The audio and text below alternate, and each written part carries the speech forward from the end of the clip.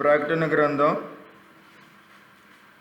2వ అధ్యాయం, అలాగే యోహాను సువార్త 12వ అధ్యాయం, అలాగే ప్రసంగి గ్రంథం 7వ అధ్యాయం. ఈ 3 అధ్యాయాలు మీ చేతిలో ఉండాలి. ఒకటి యాత్ర, జీవన యాత్ర. 1వ వచనంలో 7 నక్షత్రాలు తన కుడి చేతిని పట్టుకొని 7 దీపస్తంభాల మధ్యన సంచరించేవాడు చెప్పు సంగతులేమనగా.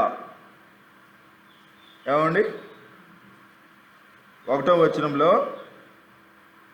ఎఫ్సిలో ఉన్న సంఘపు దూతకు ఎలాగూ రాయము, 7 నక్షత్రాలు కలిగి దేవుని 7 దీపస్తంభాల మధ్యన ఏం చేస్తున్నాడమ్మా? సంచరించేవాడు. ఈ సంచరించేవాడు ఈ లోకానికి వచ్చినప్పుడు ఆయన లాజరును సమాధిలోండి లేపి, యోహాను సువార్త 12:1 యేసు తాను మృతుల్లో ఉండి లేపిన లాజరు ఉన్న బేతనియకు పస్కా పండుగకు 6 దినములు ముందుగా వచ్చింది. ఇక్కడ కూడా ప్రయాణమే, ముందుగా వచ్చాడంట. ఎక్కడికి వచ్చాడు? బేతనియకు పస్కా పండుగకు 6 దినాలు ముందుగా వచ్చి ఉన్నాడు. ఈ సంచరించేవాడు ఇక్కడికి వచ్చాడు. ఆ రీతిగానే మన వ్యర్థమైన ఈ జీవన పయనంలో ఒకని జన్మదినము కంటే మరణదినమే మేలు, సుగంధి తైలము కంటే మంచి పేరు మేలు. కాబట్టి ఎన్నేళ్ళు బ్రతికాం అనేది కాదు, కానీ ఏమండి, ఎన్నేళ్ళు బ్రతికినా పరిమళముగా నిన్నే సేవిస్తాను అనేటట్టుగా మన జీవితము ఉండాలి. కాబట్టి ఆ రీతిగా మనం జీవితం సార్థకత చేస్తే చాలా విలువైంది. ఎందుకంటే సొలొమోను చెప్పాడు, నాకు 700 మంది భార్యలు ఉన్నారు, నాకు బ్రతుకుట అసహ్యమైంది, నాకేం కొదువా లేదు, ద్రాక్ష తోటలు ఉన్నాయి, ఒలివ తోటలు ఉన్నాయి, మరి నాట్యాలు ఉన్నాయి, అన్నీ ఉన్నాయి, నాకు కావలసిన ధనము ఉన్నాయి, కానీ నాకు బ్రతుకుట అసహ్యతేసింది, సమస్తము వ్యర్థము వ్యర్థము అని చెప్పాడు. యెహోవాయందు భయభక్తులే మానవ కోటికి విధి. మరి పరమాత్మ సన్నిధికి చేరవే మనసా అన్నప్పుడు, పరమాత్మ సన్నిధి దగ్గరికి వచ్చినప్పుడే నా ఆత్మకు తృప్తి, ఆనందము కలిగింది. కాబట్టి ఈ పరమాత్మని మనం ఆరాధన చేసుకోవాలి. 8వ వచనం చూస్తే యోహాను సువార్తలో మొదటి వాడును కడపటి వాడును, దేవుని స్తోత్రం, బేదలు ఎల్లప్పుడూ ఉంటారు, నేను మీతో కూడా ఎల్లప్పుడూ మీతో కూడా ఉండను. బేదలు ఎల్లప్పుడూ మీతో కూడా ఉంటారు, నేను ఎల్లప్పుడూ మీతో కూడా ఉండను అంటున్నాడు. ఎవరు? ఈ మొదటివాడు కడపటివాడు. ఈ మొదటివాడు కడపటివాడు అనే మాట ఎక్కడుంది? యోహాను సువార్తలో 2వ అధ్యాయంలో 8వ వచనంలోనే ఉంది. మొదటివాడును కడపటివాడును ఇంకేమంటున్నాడు ఆయన? ఇదిగో నేను, చదవమ్మా, నేను సంఘపు దూతకు ఎలా రాయము, నేను మొదటివాడును కడపటివాడునై ఉండి మృతుడై మరలా బ్రతికిన వాడు చెప్పు సంగతులేమనగా. మొదటివాడును కడపటివాడును మృతుడై మరలా బ్రతికాను అంటున్నాడు. కాబట్టి మొదటివాడు మరలా బ్రతికినవాడు, తన్ను తాను పడగొట్టుకొని కట్టుకున్నవాడు మన జీవితాలు కూడా కడతాడు. కాబట్టి జ్ఞానం గల స్త్రీ ఇల్లు కట్టినంటే మరి ఈ స్త్రీ ఆయన్ను ఆరాధన చేసుకుంటే జీవితము సార్థకత అవుతుంది. కాబట్టి జీవితంలో మొదటగా ఆయనకు స్థానం ఇవ్వాలి. కార్యారంభము కంటే కార్యాంతము మేలు. కాబట్టి జీవితంలో ఏది మొదలుపెట్టినా కార్యారంభం ఎవరితో చేయాలండి? దేవునితోనే చేయాలి. కాబట్టి మొదటగా ఆయన్ని అడగాలి, ఆయన్ని అడిగి వివాహం చేయాలి, ఆయన్ని అడిగి వ్యాపారము చేయాలి, ఆయన్ని అడిగి విత్తనం వేయాలి, ఆయన అడిగే సమస్తము మన పిల్లలకు కూడా బోధ ఆయన ద్వారానే క్రీస్తునందు భయభక్తులతో మన పిల్లలను పెంచాలి. ఇలాగ 8వ వచనంలో ఏది ఎంతకాలం ఉన్నా మొదటి వాడిని మనం గౌరవించాలి, కార్యారంభం కంటే కార్యాంతము మేలు. 2వ వచనంలో చూస్తే విందు జరుగుతున్న ఇంటికి పోవుట కంటే ప్రలాపించున్న వారి ఇంటికి పోవుట మేలు. ఏలయనగా మరణము అందరికీ వచ్చును, బ్రతుకువారు దాన్ని మనసును పెట్టాలి. మనసును పెడతారంట. యేసయ్య నిన్ను మనసును పెట్టాడమ్మా. నువ్వు ఏది మనసులో పెట్టుకున్నా మనల్ని ఎవరేమో మనసును పెట్టారు? యేసయ్య మనసును పెట్టాడు. ఎక్కడంటే అది ప్రకటన గ్రంథంలో 2వ వచనంలో అంటున్నాడు, నీ క్రియలు, నీ కష్టము, నీ సహనము నేనెరుగుదును.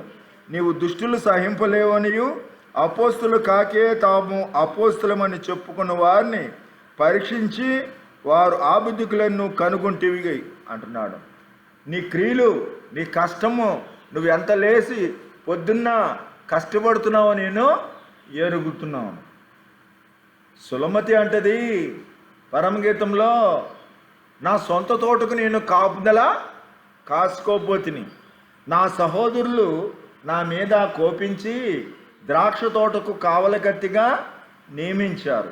సొంత తోట అంటే మన హృదయము, మన స్థితిని మరిచి ఏమండి భర్త, పిల్లలు అని ఎంతో స్త్రీ త్యాగముగా ఉంటుంది. కాబట్టి మనల్ని ఎవరు అర్థం చేసుకుంటారంటే, కట్టుకున్న భర్త అర్థం చేసుకోకపోయినా, కట్టుకున్న భార్య అర్థం చేసుకోకపోయినా, కన్న పిల్లలు అర్థం చేసుకోకపోయినా, దేవుడు అంటున్నాడు, నీ క్రియలు కష్టము నేను ఎరుగుదును అంటున్నాడు. ఆగరును చూసిన కన్నులు. మనం కూడా ఎరగాలంట. విందు జరుగుతున్న చోటు కంటే ప్రలాపించింటికి వెళితే మరణం అందరికీ వస్తుంది. కాబట్టి బ్రతికిన వారు మనసు పెడతారంట. మరి మనం ఏం ఎరుగుతున్నామో?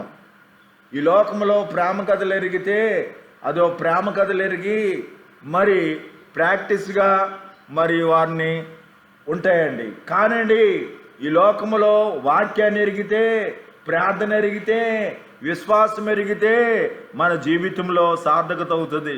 లేదా ఈ లోక భాగ్యాలన్నీ సంపాదించుకున్న సొలొమోను కంటే మనం ఎక్కువ వారమో కాదు.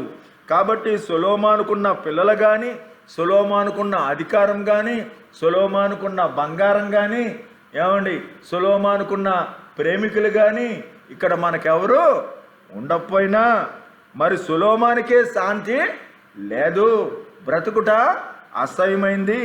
మనం దేవుని మీదే మనసు పెట్టుకోవాలి. ఎందుకంటే తల్లి గర్భంలో పడకముందే, జగత్ పునాది వేయబడకుందే ఆయనే మనల్ని మొదటగా ప్రేమించి మన పేరును అన్నిటినీ ఎరిగినవాడు. కాబట్టి ఇక్కడ 2వ వచనము, మార్త ఉపచారం చేసిన లాజరు ఆయనతో కూడా భోజనము కూర్చున్న వారిలో ఒకడు. కనుక ఎవరితో ఉంటున్నాం? లాజరు ఆయనతో కూడా భోజనానికి కూర్చున్నాడు. ఉపచారం చేస్తున్నారంటే అక్కడ ఏంటంటే వడ్డన చేస్తుంది. వడ్డన చేసిన వాళ్ళు గమనిస్తారా లేదా? గమనిస్తారు. ఏమైపోయిందో, నీళ్ళైనయా, మరి కొద్దిగా అన్నం వేసుకుంటారా, కూర వేసుకుంటారా అని మరి గమనిక ఉంటేనే కదా, అన్నీ చూస్తేనే కదా. కాబట్టి మనకి గమనికలు 2వ వచనంలో ఉన్నాయి, కష్టాలు 3వ వచనంలో ఉంటాయి. నవ్వుటి కంటే దుఃఖపడుట మేలు. కాబట్టి ఏ కష్టము చేసినా లాభమే కలుగుద్దంట. కిన్నమైన ముఖము, ఏమండి ఈ కిన్నమైన ముఖము హృదయాన్ని గుణపరుస్తుందట. కాబట్టి ఇక్కడ 3వ వచనం అంటాడు, నువ్వు సహనము కలిగి నువ్వు నా నామం నిమిత్తం ఎంతో భారము భరించి ఎంతో కష్టపడి అలయకుండా నువ్వు సాగిపోతున్నావు. నా పేరంటే నువ్వు అలయవు.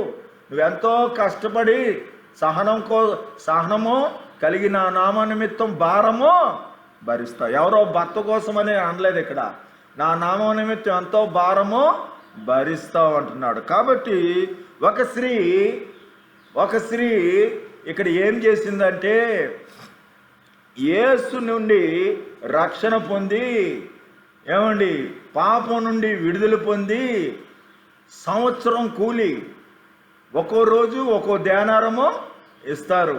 300 ధ్యానారాలు, మిగతా రోజులు సెలవు కదండి. ఈ 300 ధ్యానారాలతో ఏం చేసింది? అత్తరు బుడ్డు కొని అది పగలగొట్టి యేసు తల వెంట్రుకలతో, ఏమండి, పాదాలు తుడిసింది. ఆ ఇల్లు అత్తరు వాసంతో నిండిందంట. ఆ గ్రామం అంతా అత్తరు వాసంతో నిండింది. ఈ పరిమళ వాసన మన జీవితము, మన సమయము, మన విలువైన ఆయుస్సు.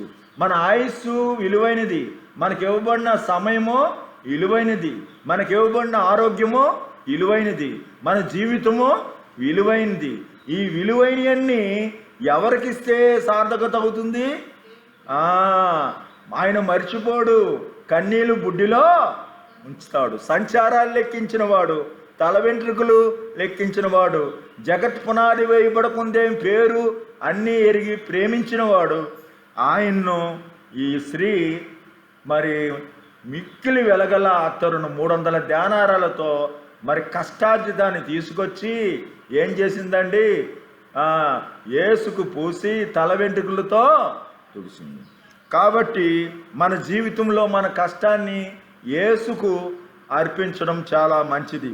అక్కడ ఏమైందంటే 4వ వచనం, ఆయన శిష్యుల్లో ఒకడు, అనగా ఆయన అప్పగించనున్న ఇస్కరియోతు యోధా. అక్కడున్నాడు యోధా, ఆయన శిష్యుడేనంట, అన్నీ వదిలిపెట్టి వచ్చాడంట. మొదట శిష్యుడు, తర్వాత అప్పగించేవాడిగా మారాడు. ఎందుకు మారుతారంటే అమ్మా, ఇదిగో 4వ వచనంలో, జ్ఞానుల మనసు అయితే ప్రలాపించు ఇంటి మీద పెడతారంట, బుద్ధిహీనుల మనసు సంతోషించు వారి మీద పెడతారు. అందుగురించే మన మనసు అంతా హాస్పిటల్లో ఉన్న కాళ్ళు తెగిపోయిన వారు, కిడ్నీ ట్రబుల్తో ఉన్నవారు, లేకపోతే హార్ట్ ట్రబుల్తో ఉన్నవారు, విరోచనాలు అవుతున్నారు, లేకపోతే వాంతుల ఇబ్బందితో ఉన్నవారు, ఆయా ఇబ్బందులు ఎన్నో ఉంటాయి. అది తగ్గినప్పుడు మనకు బాగానే ఉంటుంది, ఏమండి. చెవి తెగిపోతే ఏమవుతుంది? రాకపోతే చెయ్య తీసేసిన వాళ్ళు ఉంటారు, ఎన్నో ట్రబుల్స్ ఉన్న వాళ్ళు ఉంటారు. హాస్పిటల్కి వెళితే వాళ్ళందరి మీద మనసు పెట్టాలి. కష్టాలు పడే వాళ్ళని, మరి ఆ పోలీస్ స్టేషన్లో ఉన్నవారిని, కోర్టు తగాదాలతో ఉన్నవారిని, గలిబిల్లి అవుతున్న వారి మీద మనసు పెట్టుకొని, అయ్యా నాకు క్షేమం ఇచ్చావు, వారికి కూడా క్షేమము దయచేయమని ప్రార్థన చేయాలండి. కాబట్టి మన మనసును, మన భారాన్ని, కష్టాన్ని మరి లక్ష్య పెట్టేవానికే ఉపయోగించాలి. ఈయన మనసు మొదట శిష్యుడు, తర్వాత అప్పగించేవాడిగా మనసు మార్చుకున్నాడు. సుఖభోగాలు యందు మనసు పెట్టాడు, మరి కఠినుడిగా మారాడు. 4వ వచనం అదే అంటున్నాడు, అయినను మొదట నీకుండిన ప్రేమను విడిచితవని తప్పుని మీద మోపాలి. మొదటి శిష్యుడు ఇప్పుడు అప్పగించేవాడిగా మారాడు. కాబట్టి ఆయన అంటున్నాడు, గద్దింపిస్తున్నాడు, ఈ అత్తరెందుకు 300 ధ్యానారాలు కమ్మి పేదలకు ఇయ్యలేదు? అయ్యో ఎంత వేస్ట్ చేస్తావేంటమ్మా? అత్తరు మనం పేదోళ్ళకి ఇస్తే ఎంతో విలువైంది కదా అంటుంటే, అప్పుడు అన్నాడు మాట, పేదలు ఎల్లప్పుడూ ఉంటారు కానీ నేను ఎల్లప్పుడూ ఉండను అన్నాడు. కాబట్టి ఈ 5వ వచనంలో ఎక్కడ కూడా గద్దింపులే. ఏ స్థితిలో ఉండి పడితివో జ్ఞాపం చేసుకొని నీవు మారు మనసు పొందుము. నువ్వు మారు మనసు పొందితేనే సరి, లేకపోతే నీ దగ్గరకు వచ్చి దీపస్తంభము పడగొడతా. ఈ 5వ వచనాల్లో అక్కడ యోధ అన్నది 5వ వచనంలో గద్దింపే. ఈ అత్తరెందుకు 300 ధ్యానారాలకు అమ్మి పేదలకు ఇవ్వలేదని ఆ స్త్రీ మీద కోప్పడ్డాడు.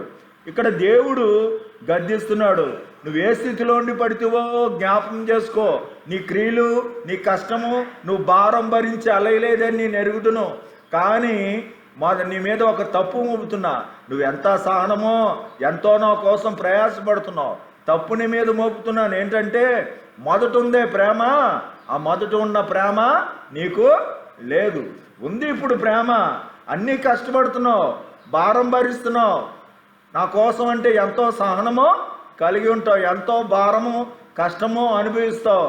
కానీ మొదట ఉన్న ప్రేమ లేదు. మొదట ఉన్న ప్రేమ లేకపోతే నీ దీపస్తంభము ఆర్పేస్తా. మారు మనసు పొందు అంటున్నాడు. ఈ మారు మనసు లేక, జ్ఞానము లేక, ఏమండి, పిల్లంట పాలు తాగుతూ కళ్ళు మూసుకొని తాగుద్దంట, ఎవరు చూడలేదు అనుకుంటుందంట.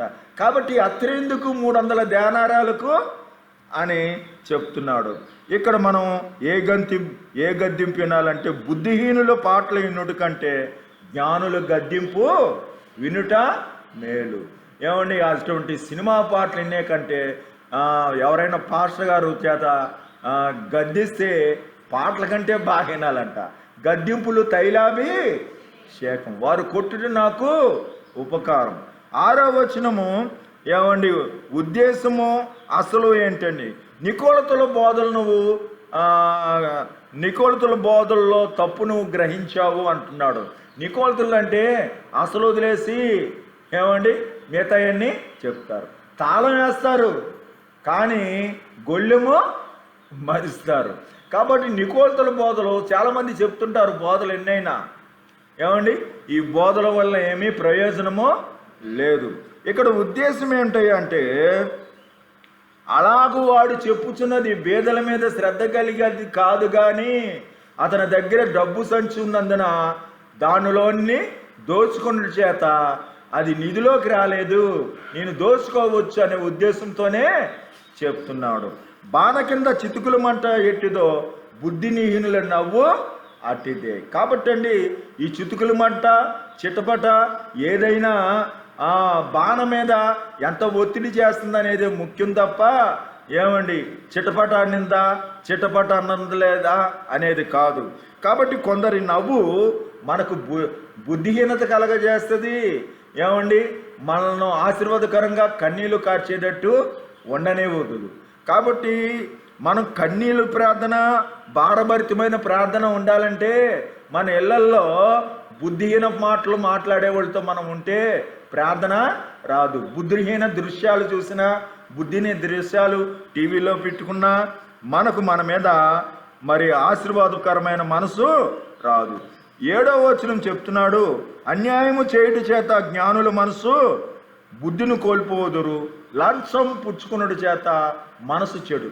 అర్థమైందమ్మా? కనీసం మనం అవన్నీ పెట్టుకొని సీరియల్స్ అన్నీ పెట్టుకుంటేనే ప్రార్థన రాదు. కానీ ఈయన పక్కనే ఉన్నారు, యేసు ప్రభు శిష్యులు అందరూ పక్కనే ఉన్నారు, కానీ ఎవరు గుర్తెరగలేదు. కానీ ఈ స్త్రీ మాత్రం ఆత్మచేత, ఆత్మలో గుర్తెరిగి అత్తరు బుడ్డుని తీసుకొచ్చి ఈమె ఏం చేసిందంట, నా భూస్థాపన నిమిత్తము అలాగూ చేసింది. ఎవరి పాపాలైతే మరి ఆ బలిపశువు మీద పడతాయో వారి చేతులు ఎవరి మీద పెట్టాలి? ఆ బలిపశువు మీద పట్టాలి. ఈయనెవరు? లోక పాపములు మోయు దేవుని గొర్రెపిల్ల. ఈ గొర్రెపిల్లకు ప్రపంచ మానవుల సాదృశ్యంగా ఆ స్త్రీ ఏం చేసింది?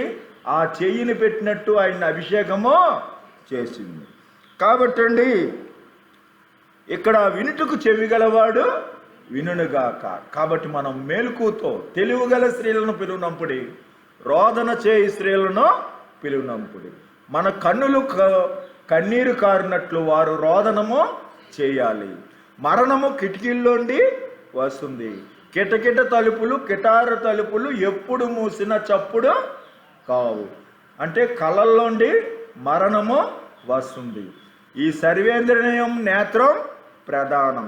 కాబట్టి హృదయం నిండిన దాన్ని బట్టి మాటలు మాట్లాడుతుంది, కంటిలోని దాన్ని వచ్చింది బట్టి హృదయము నిండుద్ది. కాబట్టి మనం మన జీవితాన్ని ఏ రీతిగా మరి సార్థకత చేసుకోవాలి, మన ఆయుస్సును, మన జీవితాన్ని ఎలాగ సార్థకం చేసుకోవాలో ప్రసంగి చెప్పాడు. సమస్తము వ్యర్థము, మానవ కోటికి ఇదే విధి అని జ్ఞానం గల స్త్రీలుగా, మనం తెలివి గల స్త్రీలుగా ప్రార్థనతో ఒకనాటి ప్రసవవేదన చాలదంట. ప్రసవవేదన ఒకనాటికి చాలదంట. చాలామంది ప్రసవవేదన పడి ఊరుకుంటారు, పిల్లలను కంటారు. వారి జీవితాలు కూడా ప్రసవవేదన పడి కనాలంట. మరి జీవితాలు వారిని కన్నవారు, మరి ఎవరి జీవితాలు వారి బాగుపడతాయి అవండి. కాబట్టి మన జీవితాన్ని ధన్యకరంగా ప్రభు కోసం పరిమళ సువాసనగా వెలిగించాలి. సాయంకాలం నైవేద్యం వల్లే, ప్రాతకాలపు ధూపం వల్లే మన జీవితాలు నోవు కాలంలో ధూపం వేస్తే ఆ ధూపం నాగ్రించి ఆయన ఇద్దరు దర్శనం మనకు నిబంధనగా ఇచ్చాడు. ఇద్దరు చెలికాని హృదయంలో ఉండి వచ్చిన మధురమైన మాటలు ఏమండి పరిమళ సువాసనగా ఉంటాయి. కాబట్టి మన చెలికాడైన యేసయ్యకు హృదయ శుద్ధి కలిగి వేషధారులు కాకుండా మనలో ఉన్న మచ్చ, అసూయ, ద్వేషాలు అన్నీ చెప్పుకొని నాకు మంచి బుద్ధి ఇయ్యా, నా పిల్లలను రక్షించయ్యా అని ఆత్మానుసారులుగా మనం ప్రార్థన చేసినప్పుడు మన ప్రార్థన పరిమళ సువాసనగా ఉంటుంది. అటువంటి తెలివిగల స్త్రీలుగా మన జీవితాన్ని సార్థకత చేసుకుందాం. హన్నా అనే స్త్రీ ఉంది బైబిల్లో కదా. 84 సంవత్సరాలు విధురాలుగా ఉందంట. 7 ఏళ్ళు భర్తతో కాపురము చేసిందంట. 84 సంవత్సరాల ఆయుష్ కాదు, విధురాలకి ఎన్నాళ్ళు ఉంది? 84 సంవత్సరాలు. కాబట్టి దేవాలయం విడవక ఉపవాసాలతోనూ జాగరణతో ఉంది. క్రిస్మస్ సమయంలో ఆవిడ యేసయ్యను 8వ రోజుని తీసుకొచ్చినప్పుడు ఆ సిమియోనుతో పాటు వచ్చి ఆ ప్రవక్తి మరి ఆశీర్వాదము యేసయ్యను చూసి ఆశీర్వాదము పొందింది. మనం కూడా ఇశ్రాయేలు రక్షణ కోసం కనిపెట్టినట్టు సిమియోను మనం కూడా మన ఇంటివారి రక్షణ కోసం మనము కనిపెట్టాలి.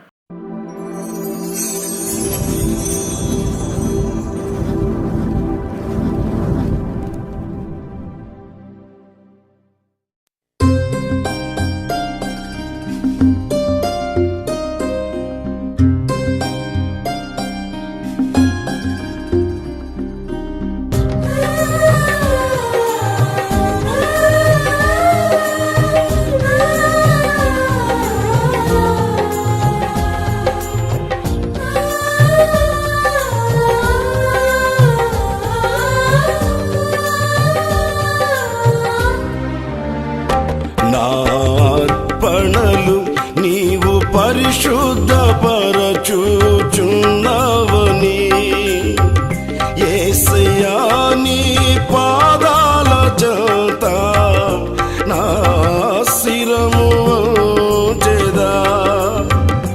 నా అర్పణలు నీవు పరిశుద్ధపరచుచున్నవని యేసయ్యా నీ పాదాల చెంత నా శిరము వంచెదా.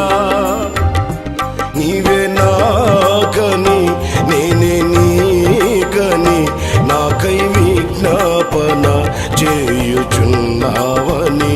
నీవే నాకని నేనే నీకని నాకై విజ్ఞాపన చేయుచున్నావని.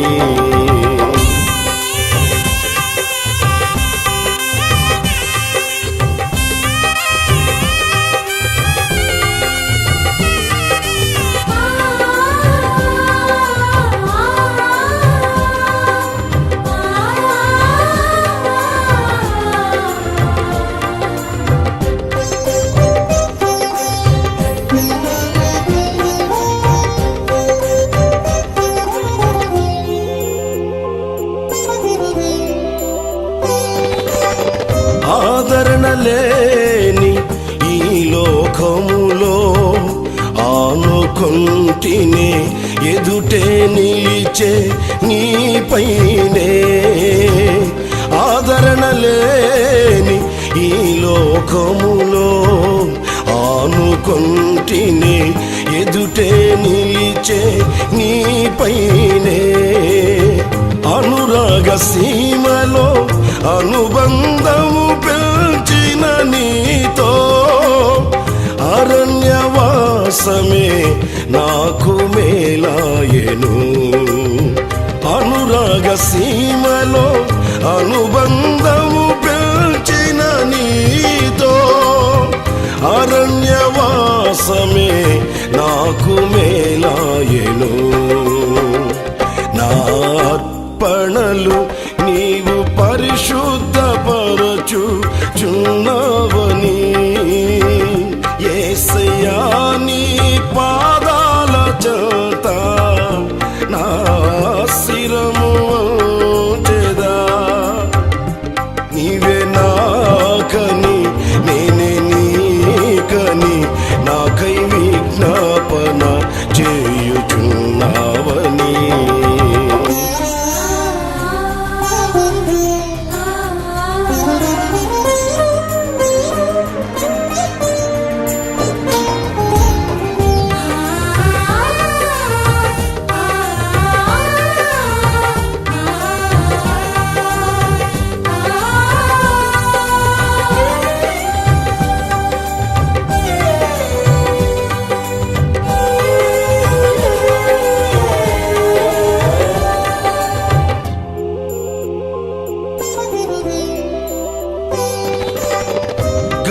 గమ్యమెరుగని వ్యామోహాలలో గురి నిలిపితినే, మార్గము చూపిన నీపైనే.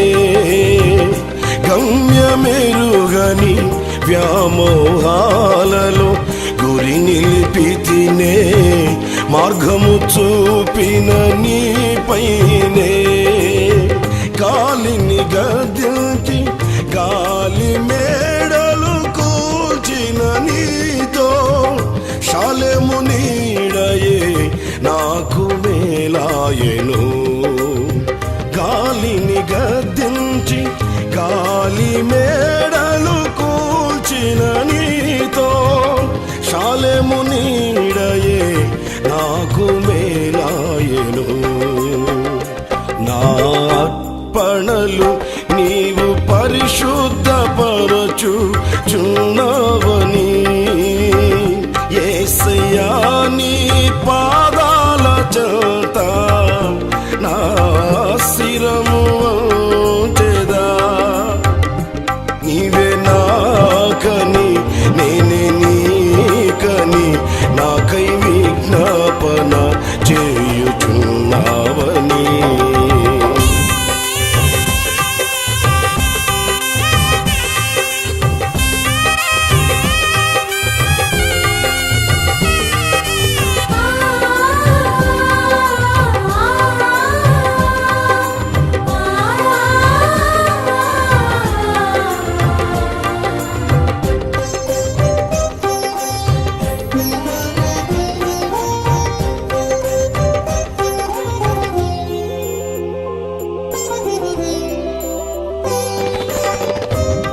మందకాపరుల గుడారాలలో మైమరచితినే, మమతను చూపిన నీపైనే.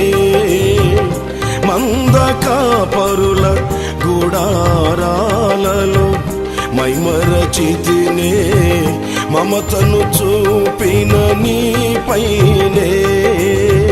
మహిమాన్వితమైన నీ మందలో నన్ను దాచిన నీతో సియోను ధ్యానమే నాకు మేలాయెను.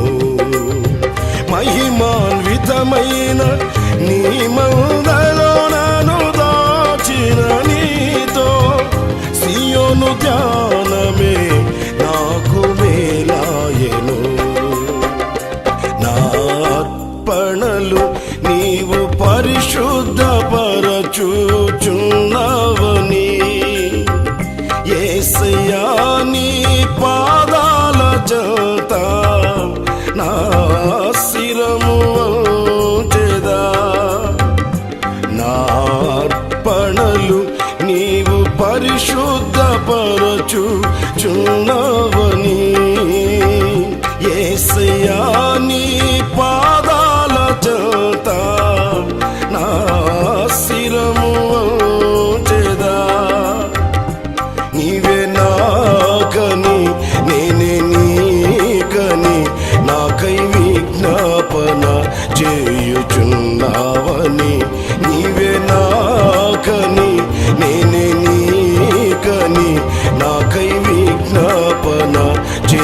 వేడుచున్నా